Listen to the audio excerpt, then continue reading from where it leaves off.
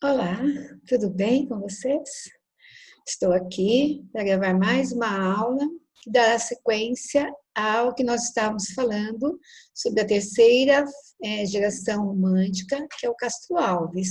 Eu passei para vocês apenas a poesia lírica, né? Mostrei as diferenças, né, em relação à segunda geração, comparei com Álvares de Azevedo, né? E preciso dar continuidade agora. Então, é importante, né, que relembremos um pouquinho, né? Então, nos slides eu coloquei aí uma pequena retomada da poesia lírica e vou entrar na poesia social e vou valorizar um poema que eu pedi para vocês ouvirem, um vídeo é, que o Paulo Altran recita, com umas imagens sobre o que o poema cita, né, do Paulo Altran, que é O Navio Negreiro, da obra de Castro Alves, um dos poemas mais interessantes aí da literatura romântica, por sinal. Né? Eu vou compartilhar a tela, né, para nós termos noção. Né? Então, eu vou analisar hoje a poesia social de Castro Alves. Né? Então, eu vou aumentar aqui, para nós darmos a sequência. Eu já tinha contado a história do Castro Alves, só para dar uma retomada, para vocês lembrarem, né? Os primeiros estudos foram na Bahia, depois teve aquele envolvimento com a Eugênia Câmara, né, que vai estimular a carreira tanto dela quanto dele, né?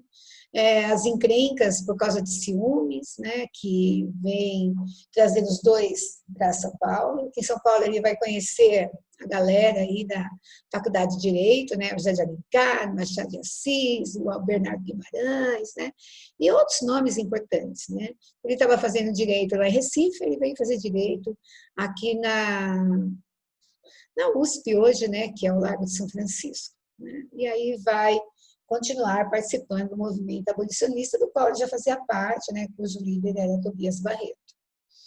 Em 1875 ele vai amputar o pé, vocês já sabem a razão, né?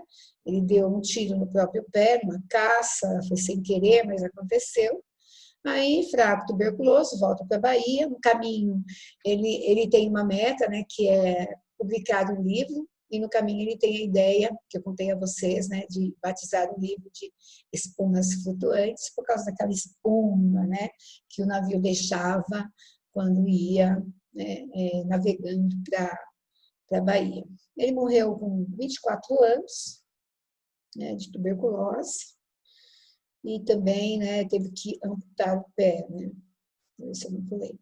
Então, ele pertence à terceira geração, é chamada de Condoreiro Uruguana. Eu já falei as razões de tudo isso, até mostrei a vocês. Né? E aí eu tenho, na poesia social, uma transição do realismo, perdoe-me, do romantismo para o realismo. É uma poesia de indignação, ela trata da abolição dos escravos, que ele defende, né? Então, ele vai mostrar a indignação que ele tem ainda de ver o país dele sob a escravidão, né? Então, ele luta por isso, ele não vai chegar a ver, né? Ele morre antes, né? Mas a abolição vai acontecer no ano de 1878. E ele também tem na cabeça, né, junto com os abolicionistas, os ideais republicanos. Então, Espumas Flutuantes, que é o livro anterior aí, né, que é a lírica, já tem alguns poemas sociais e ele acaba mostrando, né, esse ideal abolicionista e republicano. Então, ele defende a libertação dos negros pela abolição da escravatura e ele também defende a proclamação da República. E na oratória dele, né, na linguagem dele, nós temos aí dois temas sociais importantes para a época. Ele tem uma produção literária diferente, já mostrei na poesia lírica, né? Então a mulher não é mais idealizada, né? E é, a natureza, ela continua participativa, mas ela vai ser substituída por um sentimento de humanidade, né? Então é como se ele estivesse implorando, né? Pedindo, suplicando, né? Para que as coisas mudem, né? O coração é tocado pelo pensamento, né? E aí vem as publicações importantes, né? Então, essa foi em vida ainda, foi em 1870, e depois vem os 2 livros publicados póstumamente, A Cachoeira de Paulo Afonso e Os Escravos. É aqui que está o Navio Negreiro. Ele foi escrito, depois ele foi colocado neste livro aí. Bem, só um comentáriozinho rápido aí da poesia lírica, que eu já analisei, já até mostrei aí nos slides para vocês, mandei, gravei uma aula para isso, né? Então, eu tenho aí, não há exagero em idealização, né, como eu tenho na segunda geração, e a mulher, ela é real, e ela é vista como mulher erótica, né, sedutora, quase que objeto já, né, símbolos sexuais. Então, isso eu não vou entrar mais em detalhes, porque eu já falei, eu vou trabalhar agora com a causa abolicionista, né, e republicana. Só que a poesia que eu escolhi é da causa abolicionista, que é o Navio Negreiro. Eu coloquei aqui uma curiosidade, né? O Castro Alves, ele é muito respeitado pela ousadia que tinha. Ele chegou a desafiar os leitores a acompanhar uma visita sem sala, né? Então, ele encarava mesmo, né? Então, vamos lá. Qual é a mudança do tom, né? Então, o que a gente tem? A gente tem aí uma linguagem mais, vamos dizer assim, mais política, né? mais ousada. E ele faz dessa linguagem a arma dele, né? Então, essa linguagem vai ser expressa por meio de poemas, né? Poemas sociais. Então, é parecida com a ousadia que ele teve na lírica, né, pela mudança. Mas aqui o tom, a gente chama de linguagem de palanque. É como se ele estivesse num coreto, numa praça, em um monte de gente em volta, e ele falando, né, para as pessoas, né? Só que em vez dele usar a prosa, ele usava versos, né? Ou seja, ele falava dos seus poemas, mas ele gesticulava, ele falava alto, né? Quase que implorando. Por isso que eu pedi para vocês olharem aquele vídeo, né? O Paulo Altran, que ele já é falecido, né? Foi um grande ator da Rede Globo, ator de teatro, né? Um sujeito muito famoso, né? Na época que viveu, né? Novelas importantíssimas, peças de teatro maravilhosas, diretor de teatro, né? Eu acho que o teatro brasileiro morreu um pouco com a morte dele, né? Que ele era um expert em teatro, né? E ele gravou na voz dele, né, o poema de Castro Alves, e ele fala, né, do jeitinho que é para falar, né, que é o que a gente chama de linguagem de palanque, né? Então eu tenho um tom, né, mudado aí. E o conteúdo também, ele vai agora falar sobre as questões sociais, né? E o amor, você já sabe, né? O amor é erotizado, né? Então eu tenho um amadurecimento geral na literatura romântica, né? Então o poema que eu escolhi foi Navio Negreiro, para analisar com vocês. E é um poema bem enorme, né? Vocês já devem ter visto o vídeo, ele é bem grandão, ele tem 6 partes, né? Eu vou analisar as 6 partes. Eu quero que vocês conheçam a linguagem. Só que eu peguei alguns trechos, né? Vou ler de novo o poema, que eu já pedi para vocês ouvirem a leitura, né? Vocês têm ele inteirinho no livro de vocês, né? Só pegar lá e dar uma lida com tranquilidade, se tiver um tempinho, né? Que o poema está inteirinho lá. Então, é assim, ó, eu já falei isso também, né? Que ele gosta de personificar, né? Seres que não têm alma, ele gosta de personificar. Né? Então, eu dei um poema para vocês que ele personificava os galhos de um pé de jasmim. Aqui ele vai usar, né, o albatroz, que nós não temos o condor no Brasil, né? Não é um pássaro nativo daqui. Aqui nós temos o albatroz, que é também chamado de águia do oceano. né? E ele vai personificar essa águia, como se fosse ele. E ele vai estar voando bem alto, porque a águia ela voa bem alto, entre o mar e o oceano, voando, voando, voando ali, né? Curtindo aquele espaço maravilhoso. Quando, de repente, ela olha para baixo, vê uma luzinha vermelha lá embaixo. E ela fica curiosa, né? Então ela vem descendo, descendo, descendo, né? E ela vai descobrir o que tem ali, que é um navio negreiro, né? Então ele começa, né? É o início do poema. Estamos em pleno mar, douro no espaço, brinca o luar, dourada borboleta. E as vagas após eles correm, cansam como a turba de infantes inquieta. Estamos em pleno mar, o firmamento, que é o céu, né? Os astros saltam como as espumas de ouro, o mar em troca acende as ardentes, as constelações de líquido tesouro. Ele está descrevendo, ele tá naquela imensidão ali, né? Voando, claro, né? No corpo da águia, que a águia está personificada. Então, essa é a primeira parte. Ele vai descrever toda a situação. Aí ele vai para a segunda parte. Na segunda parte, ele já descobriu que é um navio, né? Ele já sabe, né? Que aquela luzinha vermelha lá embaixo, o zerna, né? Ele fala, né? Da zerna vem o brilho, né? E aí ele vai pedir as asas emprestadas, ele vai voando, né? Descendo até chegar ao navio, né? E aí ele escuta, né, o que está acontecendo, e ele se aproxima, e ele fala, é o começo também da segunda parte, era um sonho dantesco, tombadilho, que é um navio, né, que das luzernas a vermelho brilho, em sangue a se banhar, tinir de ferro, estalar de açoite, legiões de homens negros como a noite, horrendos a dançar. O que ele viu? Né? Era um navio, né, que transportava negro, né? Ou seja, traficava negros. Né? Então, isso era bastante comum na época.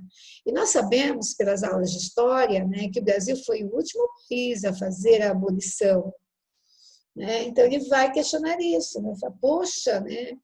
Nossa, ainda. Né? Então, ele fica assim, escandalizado quando ele vê, porque eram muitos negros, né? E enquanto o navio caminhava no mar, navegava no mar, os negros apanhavam, né? Então ele fala, tinir de ferro, estavam acorrentados, estalar de açoite, quer dizer, batendo, né? Açoite é uma espécie de reio mesmo, né? Legiões, né? Muitos homens negros como a noite, horrendos a dançar. Aí vem a metáfora, né? Dançar por quê? Porque o navio ele tem o balanço, né? E eles tinham que ficar de pé, se eles caíssem, eles apanhavam mais ainda. Né? Então, essa é a segunda parte, ele vai descrever toda a miséria que acontece ali, aí ele vai falar das mulheres, ele vai falar das crianças, né? Dos velhos, ninguém escapava, né? Quem eles pegassem, eles traziam. Mais um trecho, ó. Ao se aproximar, não é ainda a terceira parte, ao se aproximar da terceira parte, o eu lírico se horroriza com a cena que ele verá, que eu falei para vocês, né? E aí ele vai descrever depois dessa cena na quarta parte, ó. Negras mulheres suspendendo as tetas, magras crianças cujas bocas pretas regam o sangue das mães. Por quê? Porque as mães elas não têm comida, né? A comida ali é racionada, né? Então a criança ela precisa de ser amamentada, né? E ela não tem leite, então ela suga o que tem. Então suga o sangue quando não tem mais leite, né? Outras moças mais nuas espantadas, no turbilhão de espectros arrastradas em ânsias e mágoas vãs, quer dizer, o estupro, né? O desrespeito total. Presa nos elos de uma só cadeia, a multidão faminta cambaleia e chora e dança ali. Um de raiva delira, outro enlouquece, outro que martírios embrutece, cantando geme e ri, né? Cantando, porque para aliviar, né? Eles perdem a noção, né? O sofrimento é tanto, que muitos se jogam no mar, né? Outros gritam, né? Eles perdem o raciocínio, ou seja, enlouquecem às vezes, né? Porque o sofrimento é imenso, vocês já devem ter visto, né? filmes assim da escravidão. Terror, né? O que eles faziam com as pessoas. Aí vem a quarta parte, eu só peguei o trecho, tá? Na quarta parte, nós temos aí uma referência ao capitão do navio, né? O capitão do navio era um homem, acho que um sádico, né? Porque ele mandava mesmo fazer manobras, né, para o navio balançar, porque ele tinha prazer, parece que em ver os negros, né, sofrerem, apanhar, né? Então aí eu coloquei, né, descreve os horrores que ocorriam no navio, né? Então torturas, estupros, né? Nossa, esses negros depois seriam todos vendidos como objetos, né? As imagens aí que são descritas, né, durante a poesia, né, elas são representadas até por um som, né, do R, né, que seria a literação em R, por causa do ranger dos ferros, né, do chicote. Né? Então, ele fala uma espécie de música da orquestra de marinheiros que chicoteavam os escravos. Né? E o capitão do navio mandava mais manobra, mandava bater mais. Né? Então, meu Deus, né? Uma cena, tudo bem, uma cena linda, né? Poeticamente linda, mas horrorosa. Né? Tem até um paradoxo da minha parte. Né? É tão horrorosa, né, que no final ele fala quem ri dessa dança é o próprio Satanás. Eu peguei essa parte, ó. E ri-se a orquestra irônica estridente e da ronda fantástica serpente. A serpente são os negros, né? Todos amarrados com ferros, né? Com arcos de ferros, né? Fazendo das espirais, porque o navio fazia manobra, né? Qual um sonho dantesco, as sombras voam, gritos, ais, maldições, preces ressoam. E esse Satanás, né? Quer dizer, né? O próprio Bem, né? Quinta parte do poema. O poema mostra a indignação do poeta. Então, aqui eu tenho a participação do eu lírico, vocês vão perceber, né? Que ele já entra assim, né? Pedindo assim, acabe com isso, né? Apaga isso, acaba, o sofrimento é imenso. Então eu tenho aí, né, uma coisa que é importante, precisa, o que eu posso dizer, precisa guardar isso, né, que como ele é da terceira geração, né, eu não posso confundir isso com o realismo. O realismo é até o que ele faz, né? Ele usa a poesia como arma de combate. Só que o conteúdo do poema ainda é carregado de sentimentos, né? De expressões, então ele usa assim, hipérbole, ele usa personificação, ele usa apóstrofe, olha lá, Senhor Deus dos desgraçados, né? Quer dizer, dá a impressão que o Deus branco não é o mesmo Deus dos negros, né? Porque havia muito preconceito na época, ele mostra, né? Então, já que eles têm outros deuses, então me diga, Senhor Deus, olha aí, apóstolo, aí é que está, né, aquilo que eu tinha falado, a linguagem de palanque, né, a indignação. Então, não é um poema que ele está dizendo, olha, vamos lá, vamos combater, vamos acabar, né, com a escravidão. Não, ele está mostrando, por meio do sentimento, né, de indignação. Então, isso é romantismo, isso não é realismo. E aí ele vai reforçar, isso aparece na primeira estrofe lá do poema também. Senhor Deus dos desgraçados, dizei-me vós, Senhor Deus, seu delírio, ou se é verdade, tanto horror perante os céus. Ó mar, por que não apagas com a esponja de tuas vagas e teu manto este borrão? Astros, noites, tempestades, rolai das imensidades, varrei os mares, tufão. Está vendo o pedido? Né? Então tem aí apóstrofe, né? Que é o vocativo, é o chamamento. Varrei os mares, tufão. Né? Então, muito carregado de figuras de linguagem, muitas metáforas. Né? Então, o Castro Alves perito nisso. Então, você tem que guardar essas considerações e essas características para poder não confundir isso com poesia realista, né? Embora eu esteja no divisor de águas aí, né, caminhando para o realismo, né? Não se esqueça que eu estou na terceira geração, então ela vai evoluindo. A primeira era nacionalista, né, sonhadora, a segunda ela já é mais subjetiva, alta romântica, e a terceira é a geração social. Então, eles estão muito, muito próximos aí de serem poetas realistas, né? Ele só não conseguiu por causa do sentimento, ele carregou de sentimento, né? Se eu tenho sentimento, tenho romantismo, não tenho realismo, né? Então, essa é a quinta parte.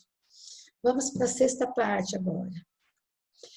Bem, antes de chegar na sexta parte, né, tem um momento aí que eu quero chamar atenção, né, que é quando o navio é preso, né, o navio é descoberto e ele é preso, né? Então, bem no meio da quinta parte, as imagens, né, que vão aparecer, elas são...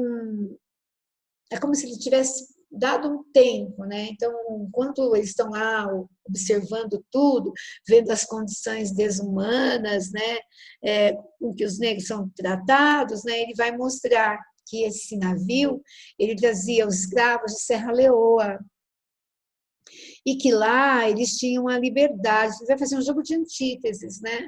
Ele vai mostrar, né, que lá havia liberdade, né? Hoje eles não são livres nem para morrer, né? Porque quando querem matar, jogam no mar, e jogam com pedra, amarram e afundam os coitados, né? Quer dizer,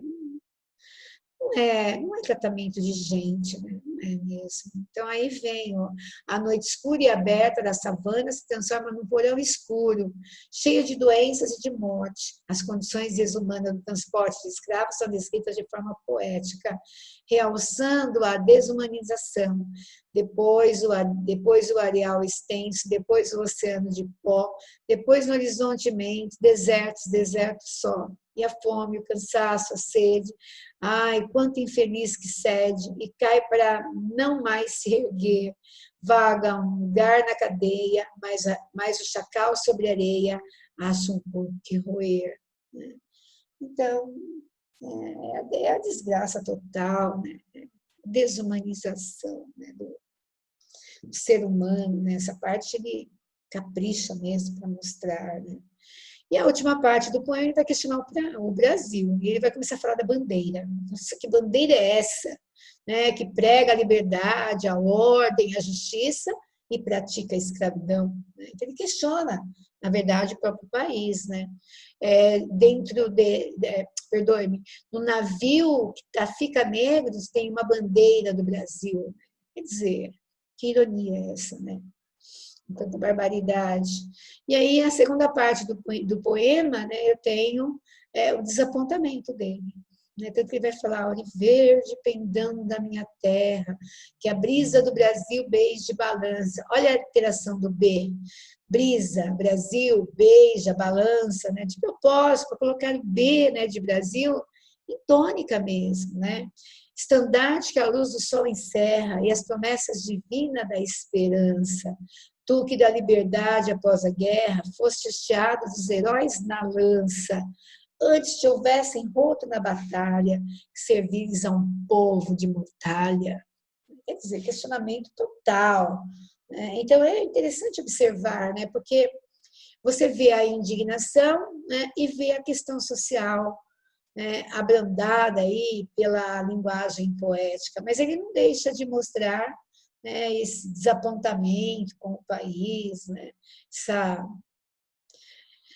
essa falta de consideração, né, com o ser humano só por causa da cor da pele. Né? Então, eu acho muito interessante, né, mostrar esse poema como exemplo, porque eram jovens que lutavam, né, pela liberdade dos negros. A gente vai encontrar isso bastante. Nós vamos entrar na prosa, né? Então tem, por exemplo, no livro A Moreninha, só um minutinho, gente. No livro A Moreninha, né, que nós vamos... Desculpa, gente. Meu Deus, perdão. Não deu para segurar. Né? No livro da Moreninha, nós temos a história, né, de um negro fugidio, né? Depois tem outros livros que vão mostrar essa questão da escravidão, que é justamente vamos dizer assim, né, a questão da época. Né? Nós estamos aí na segunda metade do século XIX, caminhando para o final dele. Né? A abolição é 1888. Né? Eu estou um pouquinho antes, aí o Castro Alves não chega a ver. Né? Ele luta por ela, mas ele não tem a chance de vê-la, porque né, aquele acidente lá com a arma, né, e a volta da tuberculose, né, que ele já tinha tido tuberculose um tempo atrás, e aí com essa amputação do pé, é claro que o corpo não resistiu, né? Naquela época as coisas eram bem diferentes do que hoje. Então tá aí, né? Eu vou descompartilhar. Eu quis mostrar a vocês, nesse poema, né, a grandeza da poesia, mesmo na tragédia, né, a capacidade que o poeta teve, né, de lidar com um tema tão dolorido, né, como este, tão lamentável, que não sei, quando eu leio assim, eu fico me lembrando das partes, sabe? Um negócio que mexe comigo. Eu acho que com quem não mexe, né? Tanta desumanidade, né? Mesmo que seja na poesia, né? Mas nós sabemos muito bem o que a escravidão trouxe para nós, né? Então, não é tão simples, né? A luta, né, do nosso poeta. E com isso, eu vou terminando aí, né, as gerações poéticas do Brasil. Agora tem a prosa, né? A gente vai estudar aí os prosadores, que é o romantismo em prosa, é grande também. Né? Nós temos aí romances, né? Românticos, folhetins que vão começar e que vão ainda fixar mais o romantismo no Brasil, né? Com aquilo que é grandioso, né? Que vai facilitar aí a presença, né, de mais um elemento importante na sociedade, que é a mulher. Né? Então, nós vamos ter aí a heroína agora e o herói romântico. Tá? Aguardem, na próxima aula falaremos sobre prosa romântica. Até, vou encerrar por aqui essa aula. Né? Espero